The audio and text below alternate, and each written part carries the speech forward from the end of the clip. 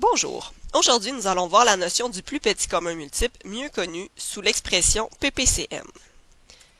Nous avons déjà vu que les multiples d'un nombre sont tous les nombres que l'on trouve en multipliant ce nombre par tous les nombres naturels. Par exemple, pour les multiples de 4, nous allons multiplier 4 par 0, puis par 1, par 2, par 3, par 4, et ainsi de suite, ce qui nous permet de trouver ces multiples. Lorsque nous nous intéressons au plus petit commun multiple, nous voulons trouver le nombre le plus petit possible qui se divise par deux nombres qui nous sont donnés. Par exemple, si nous cherchons le PPCM de 30 et de 24, nous cherchons le plus petit nombre possible se divisant à la fois par 30 et par 24. La première étape est d'énumérer les premiers multiples de ces deux nombres.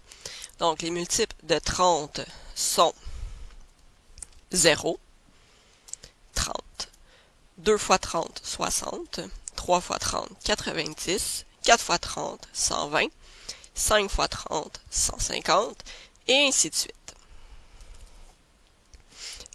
Quant aux multiples de 24, ils sont 0, 24, 48, 72, 96, 120, 144, et ainsi de suite. Nous constatons que dans les deux séries de multiples, 120 est en commun aux deux nombres, et c'est donc le plus petit commun multiple entre 30 et 24. On peut donc dire que le plus petit commun multiple de 30 et de 24 est 120. Lorsque vous donnerez votre réponse, vous devez toujours écrire PPCM, entre parenthèses, les nombres concernés, et finalement égale le plus petit commun multiple. C'est donc dire que 120 est à la fois divisible par 30 et par 24. Le PPCM de 2 ou plusieurs nombres est le plus petit nombre non nul qui est un multiple commun de ces deux nombres. Nous allons maintenant nous intéresser à une façon plus efficace de calculer le plus petit commun multiple de 2 ou plusieurs nombres. Donc la première étape sera de diviser successivement les nombres qui nous sont donnés par des facteurs premiers jusqu'à ce que le quotient sous chaque nombre soit 1.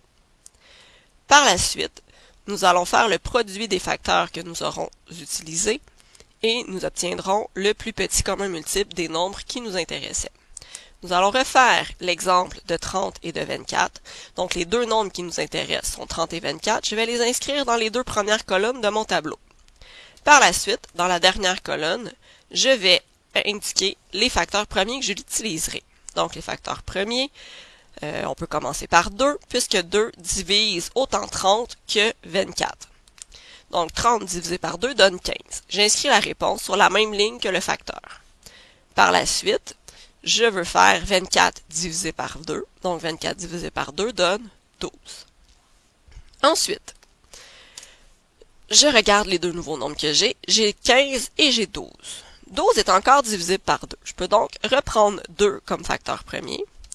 Et je vais aller diviser 12 par 2, ce qui donne 6.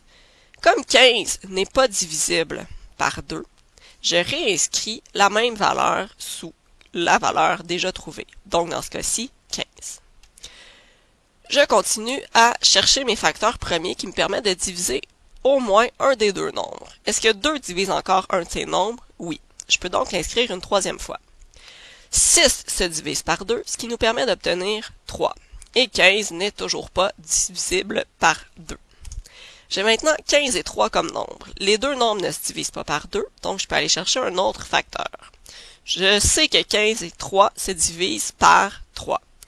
Donc 15 divisé par 3 me donne 5, et 3 divisé par 3 me donne 1. J'ai donc terminé pour la colonne du nombre 24. Il me reste à arriver au nombre 1 sous la colonne 30. Je suis maintenant à 5, donc je peux faire 5 divisé par 5, qui est un facteur premier, pour obtenir 1.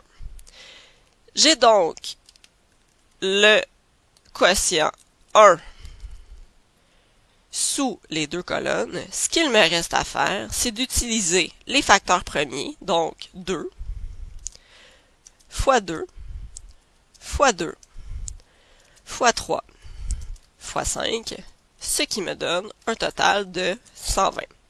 Nous arrivons exactement à la même réponse que précédemment, de façon beaucoup plus efficace. On peut donc dire que le PPCM de 30 et de 24 est 120. Nous allons maintenant effectuer un dernier exemple. Nous allons nous intéresser au plus petit commun multiple de 18, 20 et 42. De la même façon que nous avons procédé à l'exemple précédent, nous allons commencer par inscrire les différents nombres dans la première rangée, donc 18, 20 et 42. Et nous allons garder la dernière colonne pour les facteurs premiers. 18, 20 et 42 sont tous les trois divisibles par 2, donc je peux utiliser 2 pour commencer. 18 divisé par 2 donne 9, 20 divisé par 2 donne 10, et 42 divisé par 2 donne 21.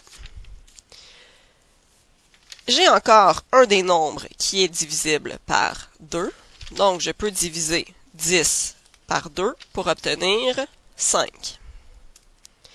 Comme 9 et 21 ne sont pas divisibles par 2, je réinscris 9 et 21. Par la suite, 2 ne divise plus aucun de ces nombres. Je continue et je peux diviser des nombres par 3. 9 divisé par 3 donne 3. 5 n'est pas divisible par 3, donc je réinscris 5. Et 21 est divisé par 3, on obtient 7.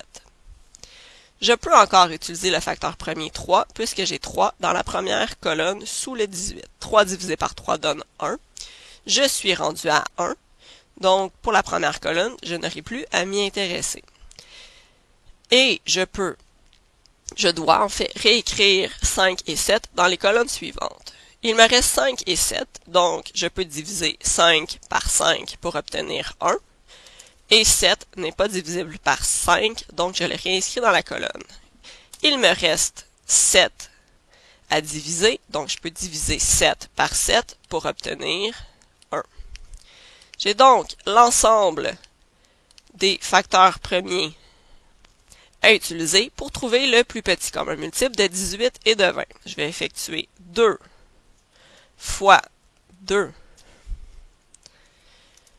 fois 3 fois 3 fois 5 fois 7, ce qui me permet d'obtenir le plus petit commun multiple de 18, 20 et 42, soit 1260. De cette façon, j'ai trouvé le plus petit commun multiple de mes trois nombres. En conclusion, veuillez noter que même si vous n'écrivez pas les facteurs premiers en ordre croissant, vous obtiendrez tout de même le bon résultat. Vous avez par exemple l'exemple pour le plus petit commun multiple de 30 et de 24. Dans le premier tableau, nous avons utilisé les facteurs premiers en ordre croissant pour arriver à 120. Et dans le deuxième tableau, nous avons fait des divisions par des facteurs premiers, pas nécessairement du plus petit au plus grand, et ça nous permet d'arriver exactement au même résultat. N'hésitez pas à réécouter le vidéo au besoin. Merci et bon travail!